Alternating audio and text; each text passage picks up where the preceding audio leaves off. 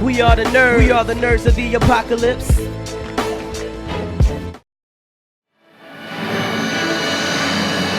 So this is the 12 o'clock Castlevania panel.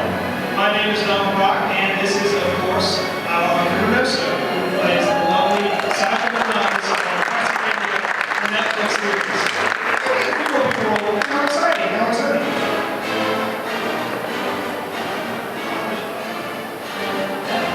Oh, no? I think so. Can you hear me? Okay. Awesome.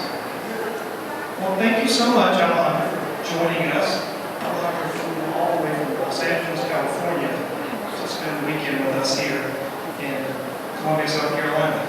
What do you think about, point of fact, this is her very first Comic-Con. Very first convention. And the fact that she chose Soda City Comic-Con to attend as her first comic convention makes me very excited. I'm actually a little bit of a fan. She called me a couple of days ago and really called me off guard. When she called me, she's like, "Hey, it's Alejandra." I'm like, okay. So I felt a little bad. It really caught me off guard. I wasn't expecting it. I was at work planning the Comic-Con, and you called me, and I was just okay. So yeah, it's very exciting. It's very exciting. I'm very excited that she's here. I'm excited that everyone in the audience is here, and we're here to talk a little bit about Castlevania. How many people, show of hands, have seen Winx Club? Okay. How many people have not seen Winx Club? I don't know anything about Winx Club.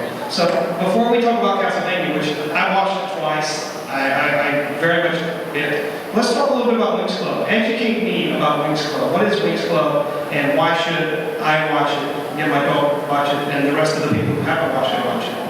Okay, well, I actually saw Winx Club when I was younger. It's an Italian animated series from the early 2000s from a studio called Rainbow. And I got involved with the show in about 2010, 2011 because Nickelodeon acquired the rights to the show and produced 2 new seasons of the show following the first 4 seasons that they already had. So it's about 6 fairies, and they each specialize in a different kind of magic. And they all come together and work together to save the universe. And it's all about empowering young women and believing in yourself and friendship and all that. So yeah, it's a great show. Sounds like a very positive message. I don't know of very many fairies who don't have magic powers, so yeah, that seems to be a theme with fairies. What's your character in Winx Club? I play Flora. She's the fairy of nature.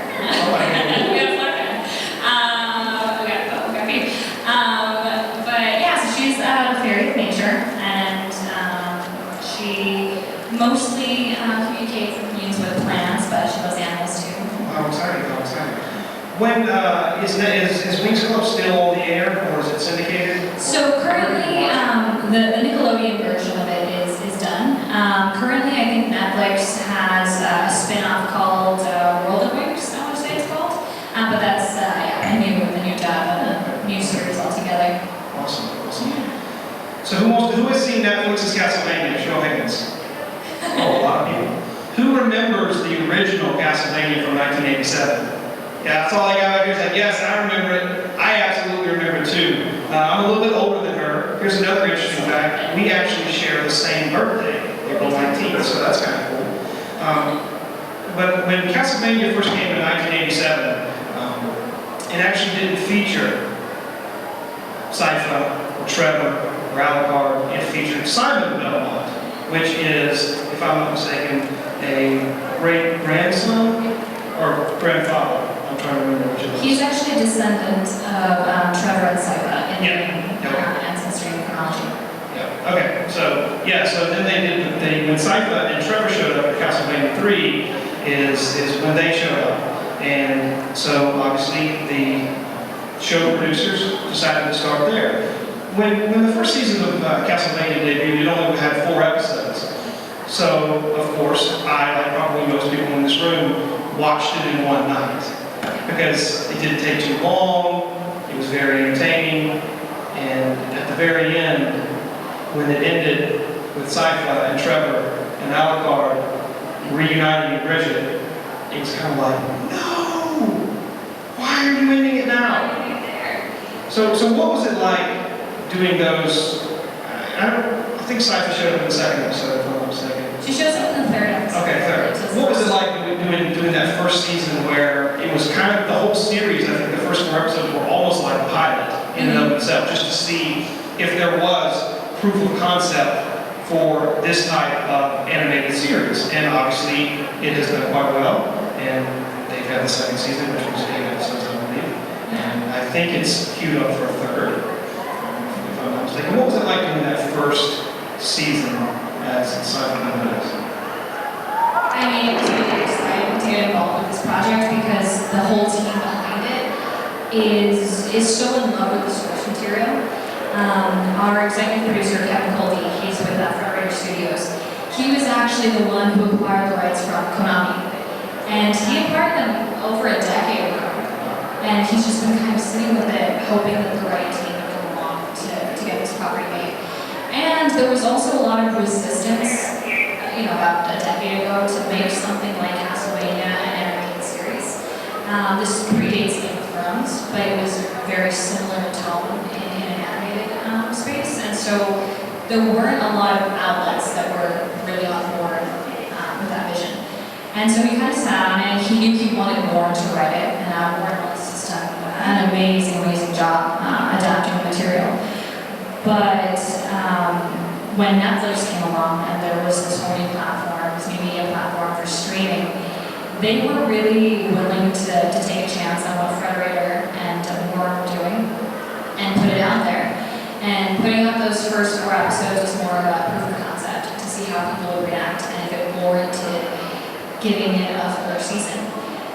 And that's kind of what it was. I mean, it got such a great reaction that Netflix thought we can't not put out anything else. And so it was really just testing the waters and starting to see these characters that were brought into more relief. We'd seen the characters in the original NES games, but we didn't have such a full story. And there was a lot there to work with, and Warren took it, ran with it, and developed the characters. And I'm glad we're going for a second season, and we're coming back for a third. Awesome. So, are you confirming that Sypha will actually be back in the third season? Yes. Ooh, I did not know that. That's actually awesome. I actually have a little fan theory that they would actually go back, or I guess maybe leap forward, do a time jump, and then pick up Simon. But apparently I was wrong. So, awesome. I'm actually super excited that you're actually going to do a third season with Trevor. So we got through the first season, and the first season was short. It was only 4 episodes. And, we met our protagonists, and then we met obviously our antagonist, Dracula. And then we moved forward to the second season, and then we meet a lot of other people who are associated with Dracula. We have our core heroes. We've got Trevor, we've got Alejandra, and we've got Sypha. And then we have Dracula, his army, and then he has 2 humans with him, Isaac and Hector, who are very conflicted and interesting individuals. I know that Hector is voiced by Theo James. I very much like him from what was the movie that he's in the show? The Divergent Series, yes, I very much like him. I probably can't pronounce the guy who voices. Ade. That's his name, I cannot do that. Editakobu, yeah, he's great. Yeah, I love his character. I can't say his name, but I love his character. And they've taken on very interesting roles in the series in that they're extremely loyal to Dracula and his cause and are willing to do whatever it takes for Dracula and his army, and there are some interesting vampires in his army. God really comes to mind. What's your take on those 2 characters and their role in the series, where they are so dedicated to their cause, which is kind of the opposite of what you expect from a human's perspective, because they want to allow Dracula or assist Dracula in essentially eradicating the population, therefore they would be the only one left. What are your thoughts on that?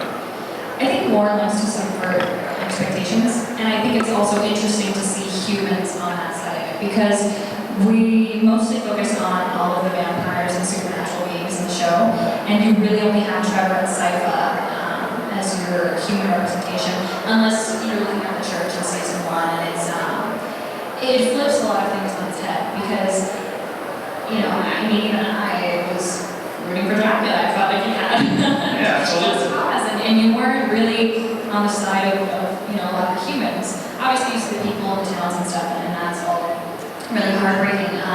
they didn't fare so well. No. But I think it was interesting to bring in Devil Forge Masters in this way. And, he blends a lot of timelines because you do see these characters throughout the Castlevania games. But I think he's combined them in interesting ways. And I think he does really interesting things the way he develops these relationships because it does force you to think what would push someone like Isaac and someone like Hector. And you do see their storylines that are heartbreaking. What would push them to fight against humanity, to fight on the side of vampires and creatures of the night, and to be more within Dracula's inner circle than even his vampire generals. We also got introduced to a very interesting female vampire named Carmela in season 2, who is, for lack of a better word, attempting a coup, you would say, to overtake Dracula when she lures him to Brescia, I believe is the name of the city. The whole story takes place in Molecular, which I believe is a fictional place to simulate something like a modern-day Romania or something like that. Almost Eastern European feel, set in the 1400s, late 1400s. I thought she was a very interesting character in the way they kind of developed her, and seeing as how, spoiler alert, Dracula doesn't exactly make it out of season 2. However, there are some that do. Carmela steals off with Hector. She kind of just takes him as her pet, for lack of a better word. Dracula has such high regard for Isaac that he constructs his mirror and is actually able to push him out of the mirror into another part of the world, therefore saving him as well. So when season 2 left us off, you've got Sypha and Trevor riding off into the countryside, I think a wagon of some sort. And then you've got Alejandra who stays back at Belmont State with Dracula's castle, which in and of itself is just awesome. Yes. And then you've got these two antagonists holed up, I guess, in Arabia, where they were in Isaac somewhere in the desert. I'm not going to ask you where season 3 is going. I don't know if season 3 is being written, but what are your thoughts about what could happen at the end of this?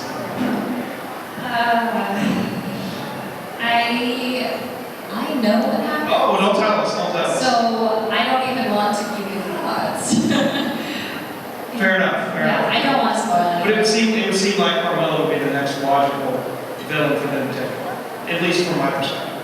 Anywho, we'll talk about one more thing. Then we'll open up for questions. We have Ashley down here who's our roving mic. She will come to you to ask questions for Alejandra. One of the things that I found interesting about the series is that there's a very human element of Dracula. And we see a lot of it in the first season when he gets married to his wife Lisa. She effectively bangs on his door and demands that he teaches her the sciences. And for a gentleman who is several hundred, if not thousands of years old at the time, it catches him very off guard that probably in his mind, some human would show up expecting him to educate her, to teach her his knowledge, which he's accumulated over generations. And I think that it goes without saying that as vampires are older, they accumulate more knowledge, the older they get, the stronger they get.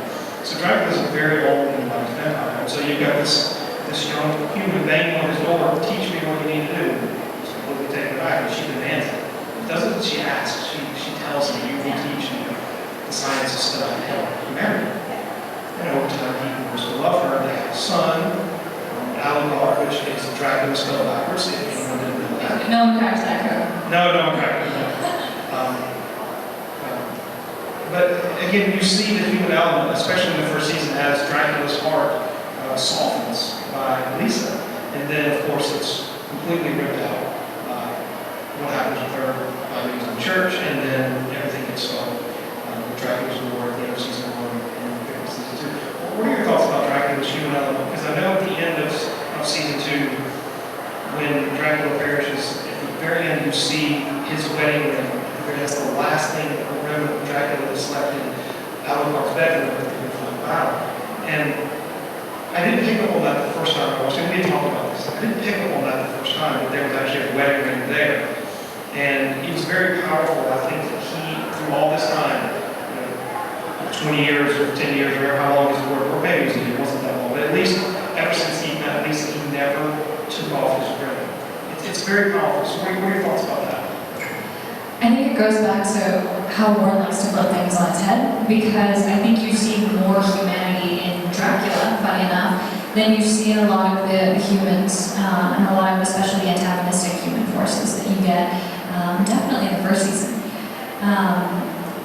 But the thing with Dracula is that in the games, the whole aim of the Castlevania games is to destroy the Lord of Darkness before he destroys the world.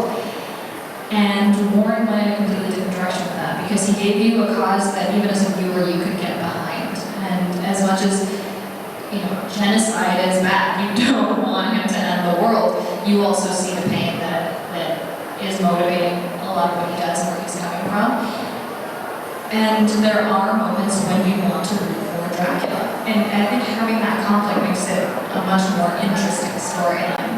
And the fact that you see some of that humanity in Dracula, it hurts all the more when you realize that it's his own son that has to stop him. I don't want to spoil things, but I mean, the second season has been out, and you made the biggest spoiler already. It's not a lot. But it's worth watching, even if you know what happens in the end.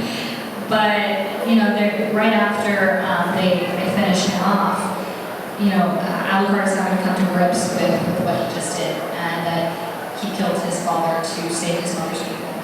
And Sypha and Trevor were very supportive of the fact that he ended the war against humanity. They're trying to say it's okay, but he sits there and repeats to himself, "I've just killed my father."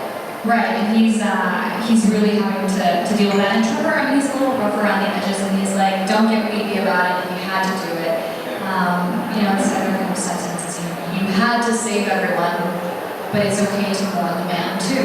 And again, it's this focus on him not only as a vampire or as a monster, but as a man who loved him as son. And Alucard refers to his whole war of humanity as just the world's longest suicide note. Yep. Yeah. It definitely shows that Dracula experienced a lot of pain that humans experience, depression, sadness. So it definitely spends in a very human mind. So Dracula's not as bad as everyone thinks, especially in this show. He likes to go to study, and stare at the fire, and just think, and just holds it all to him. And I think a lot of it has to do with him wanting to end, because the whole purpose of his life, from the time he met Lisa until he was very destined to take my way, doesn't seem out. So, anyway, that's enough for me. I know no one wants to hear me talk anymore. Does anyone have any questions for Alejandra? Show hands. Was Dracula before Christ, after Christ, or time of Christ? This would be after. This was around the 1400s AD, in a fictional part of Eastern Europe.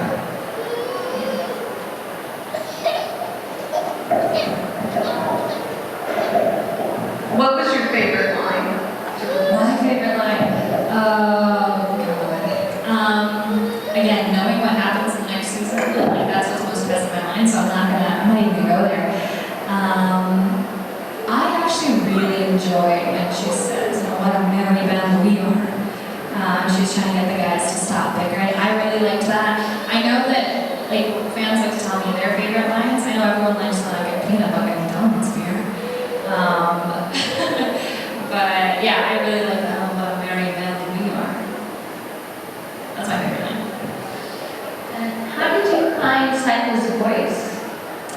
So a lot of that just came from the audition process. When they were casting for Sypha, they knew that she was Spanish. The speakers are from the Iberian Peninsula, but they're very nomadic, so they shifted all throughout Europe, and they have a little bit of a hodgepodge accent. And they're very well read, and they're polyglots. They speak multiple languages, but she definitely would have grown up speaking Spanish as a first language. So it was just applying the rules of Spanish to English, and then kind of finding that accent. And she could be a bit of a ham, so keeping a lot of that just kind of brighter sound to her and not aging her up too much. But that was primarily it. It was just kind of adding on that accent. And she's written so well, and she's so funny. And Warren, who actually, writes the characters for us, he's super collaborative. So every time we would onboard a new cast member, or whenever they would cast someone new, he would listen to your auditions and he would see what you were doing, and then kind of rewrite a lot of your stuff to push it more in whatever direction the actor was going. So that was fun.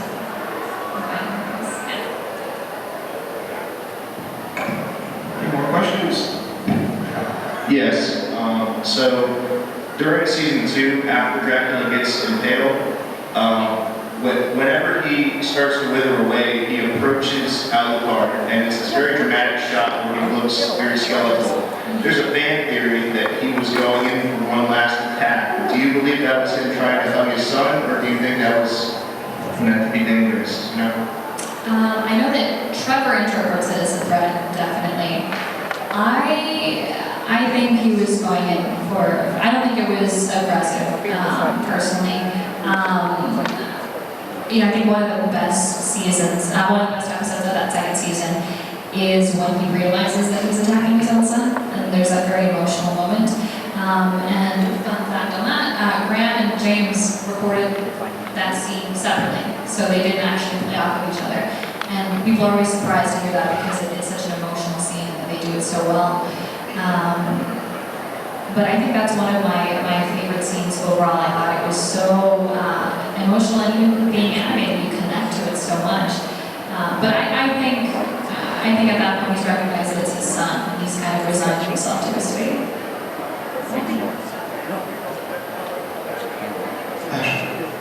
Question over here. That was a very interesting scene. Since Lisa not killing her, that's what he's saying. That was heartbreaking. Over and over, yes. Yeah. Which is why I don't think he starts to fight back. I actually interpret that scene as him actually coming in and put his hands around his son's face as one last embrace. I don't think he was aggressive. I was just trying to disagree. But it gave the look that it was like, this is my one last final attempt to see my boy before I go. So, good question. New to Castlevania? Yes. So no curtain. But I know a lot of Netflix and all that, they always watch people always connect to one character. Is there one that you connect to the most that you can empathize with? On the show? Mm-hmm. I mean, I feel pretty connected to Sypha, but also I experienced the show through her.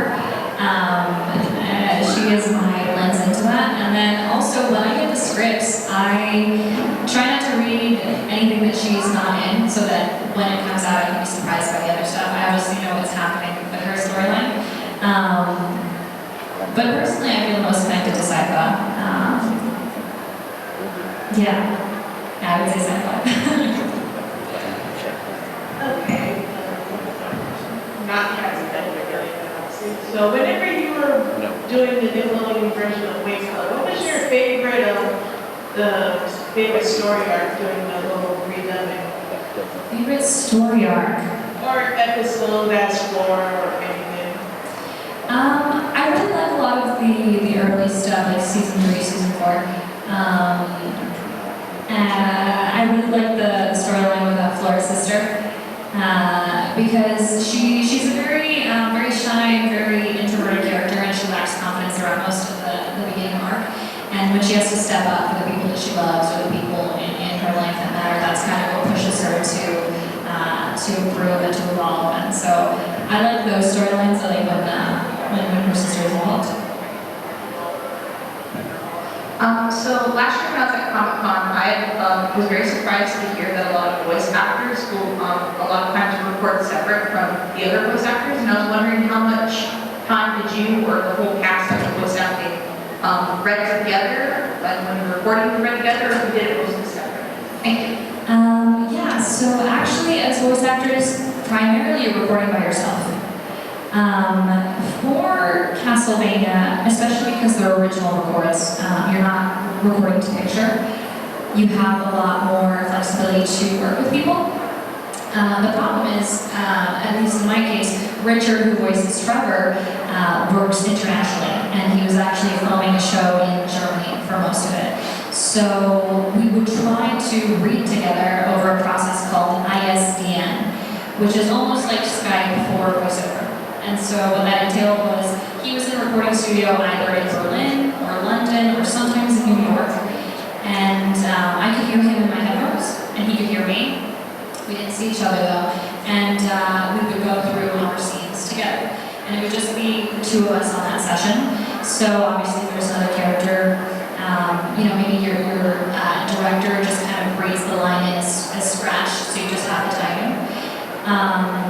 But we tried to record as much of the Trevor Sypha stuff together, almost like a phone conversation, because they wanted to keep that chemistry as much as possible. We did have one opportunity though, early on in season 2, where James, who voices Alucard, and Richard, who voices Trevor, and I were all in Los Angeles at the same time. So we were able to get into the studio together. So all 3 of us were in one room. And the scene where they're in the Belmont hold, and they're looking through the books, and it's the whole, maybe you're a teenager in an adult's body, and the scene where Sypha and Trevor are under the sheet talking. So though that episode, we did record together. But that's been the only one so far, just because everyone is so spread out. But mostly, yeah, you do record a lot in isolation. Any more questions? They don't have to be about Castlevania. You guys can ask about Winx Club. That's okay too. Or future projects, some future projects lined up. Maybe. Yeah, talk about right now. Yeah. Secrets. When you decided to get into voice acting, is there a certain character that made you really want to get involved in it? That kind of inspired you to pursue that career? To be a voice actor. For me, I kind of fell into voice acting in particular. Growing up, I'm from LA, and so growing up as a kid in LA, you get involved in the entertainment industry, and I was doing commercials and things like that. And I was with an agency that had a voiceover department, and they basically just referred me over because they needed some younger voices. And they were like, sure, we'll take her on. The first audition that came my way was for a show called G.I. Joe Renegades. And I didn't realize I was auditioning for the show. I thought I was auditioning for that department at the agency, but I ended up booking it, and they said they'd take me on full time and represent me. And I remember walking into the booth that first day, and I was in the booth with Captain Michael Richardson, who is a legend in VO. And it's really amazing when you get to see these veteran voice actors in their element and working. There was just magic in that experience. And growing up, I loved anime, and I loved animated shows. And so when I realized that there was something I could do and something I could be a part of, I ran with it. And then Winx Club came along, and that was a show that growing up, I used to watch as a kid, the original Italian show. And so I was really excited about that, and luckily got cast as my favorite character, and that was really amazing. And that was the best voiceover grad school that I could have had, getting in the booth and seeing other actors work. And I took a break from acting for a little while, and I went into the 4-year college thing, and right before graduating, the opportunity to audition for Castlevania came up. And I think it was about 3 weeks before graduation, I get an email that they're offering me the role of Sypha. And I kind of made the decision to go back down to LA and started out really working at it again. And so really it's been a process of opportunities presenting themselves, and just being lucky enough to be in the right place at the right time. Obviously you prepare and you work on your craft as much as possible. But it was never having that one character that kind of pushed me into it. It was seeing other people who work in this space and having so much admiration for the actors that I was working with and the actors that I got to see work. That made me feel like I wanted to be a part of that. And I knew how magical it was to be connected to shows that you really loved growing up and how special it is for people. And so to have the opportunity to do that for someone else and to be a part of a show or a video game or a property that really means something to someone is really exciting. And you get to be a big kid, you go into work and you pretend to be a mage for 4 hours. So we'll look at that. Yeah, so that's kind of what it was. It was more of a process than like an epiphany moment. Does anybody else have any other questions? Oh, we got a couple, one here, one in the back.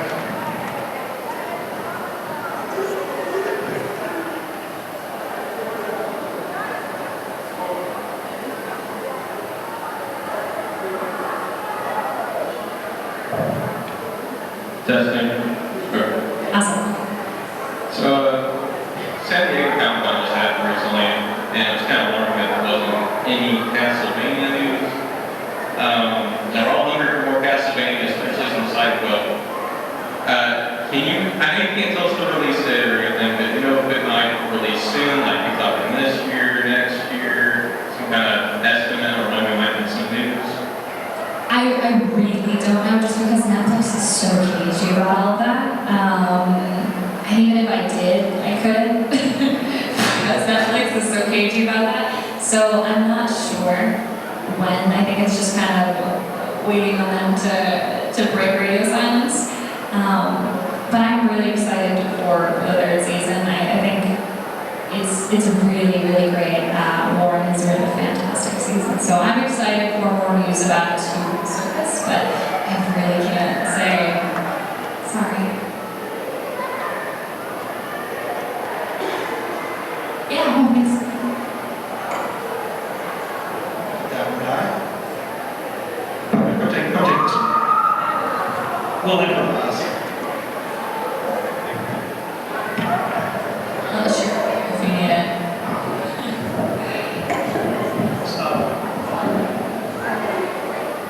Well, if you have a question, please read.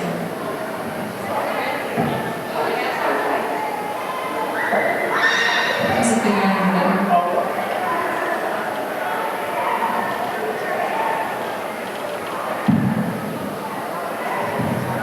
Did you know much about the Castlevania series before you got involved?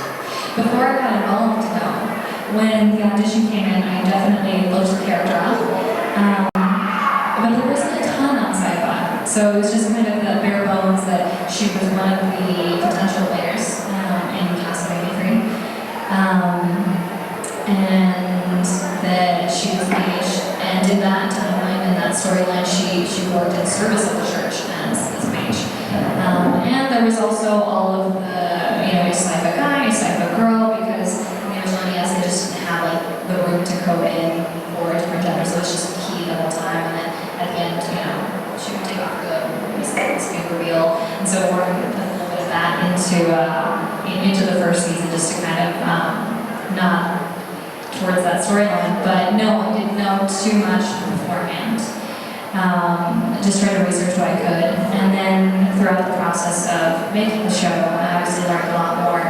And Castlevania fans from the original games are very active on social media, and they reach out a ton. And so I've learned a lot throughout the process. Sam Dees, who is the director of the show, and his brother Adam, who's our compositing director, are massive fans of the game series. So they've been really helpful in kind of bringing everyone up to speed. But it was more so after the fact. I went looking for a lot more of information, and that came secondary. Okay, I actually do have a question. When Sypha is first, I guess, for lack of a better word, found by Trevor in the hold, she is, I believe, a steel statue, stone. Yeah, she's petrified and turned to stone by a Cyclops. And when Trevor says a Cyclops, what is his her from his hold? It was Sypha's grandfather that sent Trevor into the hold to look for one of his secret magicians. Right. Where are Sypha's parents? So, Sypha's parents are no longer with us. There isn't too much information out there explicitly, but she was raised by her grandfather and by a community of speakers. So, they're a nomad group that moves throughout Europe, and they're, I think, largely modeled after the Romani people in Europe. But yeah, they're a group of scholars that passes on traditions orally, so kind of a tradition of Homer. And yeah, the thing I love about Sypha, though, in that context, is that she grew up in that culture very much, but she also pushes back you know, and she has gone out of her way to instruct herself in magic and to feel useful. And within the Belmont hold, she's geeking out over all of these fantastic tomes. Alucard mentions that, you know, she reads pretty well for being a speaker. She's got like a poor education, but hadn't learned. She speaks, you know, dead languages and ancient languages and current European languages. So yeah, she's a real scholar of magic. Does anyone have any other questions? Oh,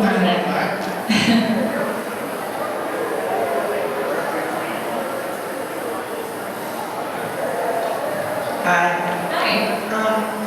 You've done really well with voice acting. Given the chance, would you go back to regular acting and just do it again? As an actor, you're willing to work, you know, that you're able to tell stories. I really love the voiceover community. I think that some of the most talented and genuine people working in entertainment are in the voiceover community. And the nice thing about it is that it doesn't really matter what you look like or how old you are, as long as you can do the voice and play the character, as long as you bring something to that storyline, you're not really limited in the characters that you can play. So I really love that. I think opportunity presents itself. You know, I work in all kinds of mediums, but I feel like voiceover is my first love in that sense. I'd love to keep working in VO as much as possible. Yeah. Does anyone else have any other questions? Yes, no, Jamie, we answered twice. So, all right. Well, thank you everyone for coming to this. yeah, thanks guys. Thanks Alejandra for coming all the way from Los Angeles. It's been a good with us. And also, one of the things, she is actually over in Ballroom A, and I like to call Celebrity Hall. She has a lot of prints that we have given her. She will be happy to sign one for you for free and give it to you. I see at least one nice young lady right there in the brown shirt. Yeah, that's you. Do you mind coming to the stage? And your sister, if that's your sister. I have something for you. I like to give away things. I don't like it. I've got a 6-year-old. This is like probably the coolest thing. You actually have your own key. Oh yeah, that's awesome. Here, the next one for you. And if you want to, if your mommy and daddy will bring you to the next room, she'll sign it for you, because that's the character she plays on TV. You can't watch yet. Yeah, big time spoiler.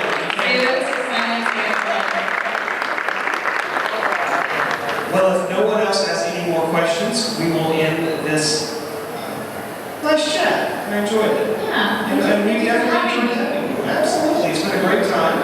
And stick around. We have a lot more panels today. This is just the first one of, I think there's a couple more. We have a Seth Gilliam panel. Not to take anything away from you. That's fine. The Batman Animated Series cast is here. Michael Rooker is here. Kathleen Eugene is here. So come back and enjoy all the offerings that we have at this year's So City Comic Con. Thank you guys for coming. Thank you for coming out, guys.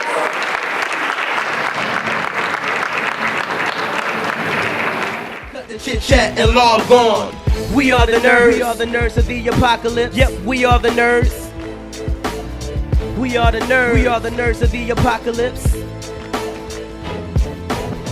We are the nerds. We are the nerds of the apocalypse. We are the nerds. We are the nerds of the apocalypse.